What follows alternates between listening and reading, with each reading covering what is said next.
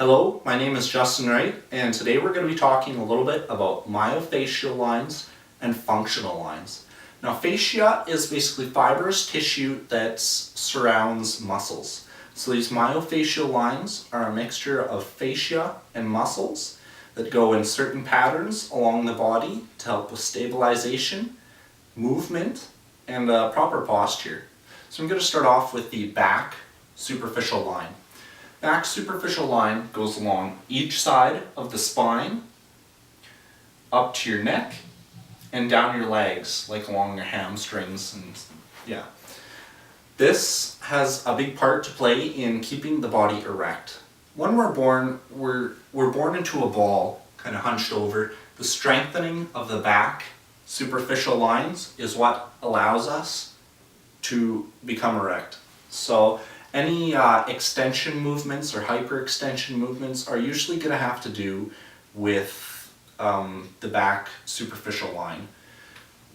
The opposite of this is the front superficial line, which it's going to run along your quad muscles, up your pubis, along the core muscles like the rectus abdominis, and up to your neck.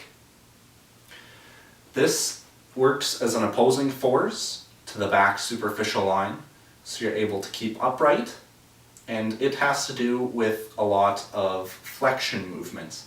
Now, the back superficial line has more slow twitch fibers, and the front superficial line has more fast twitch fibers. As well, the front has lots of muscles that protect sensitive areas along the body. If an imbalance for one of these were to happen, you'd either be hunched over or you'd be leaned back. So both of these are fairly important.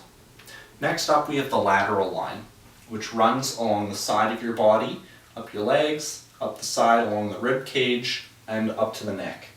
This also contains some of the back.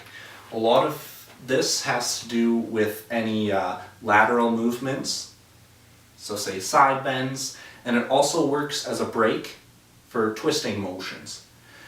As well, the lateral line also works as stabilization for the trunk and knees, so things don't buckle. Then you have the spiral line, which also starts at the neck, comes and wraps around a large portion of the rib cage, comes along a big portion of the back as well, and down the legs. This allows us to do lots of twisting motions, and it also ties in with the lateral line in that it helps with stabilization of the hips, the knees, and it also allows us to knee track when we're walking. Another thing to add on to the lateral line is it also helps with stabilization of the front, the back, and between the right and the left. So next up we have our functional lines. We have a front functional line and a back functional line. These lines, the front one starts from your front shoulder down along the pubis and to the leg. So it kind of works as a stabilization force for the opposite side. So say if you're playing soccer and you're going to kick a ball, this force and the ability to do this movement is going to come from these lines, as well as say throwing a javelin or doing any yoga movements. Now, both of these lines, the front and the back, play a big part. It just depends on what way you're moving. It's kind of the same as your front superficial and your back superficial. Thanks for watching, and I hope you enjoyed.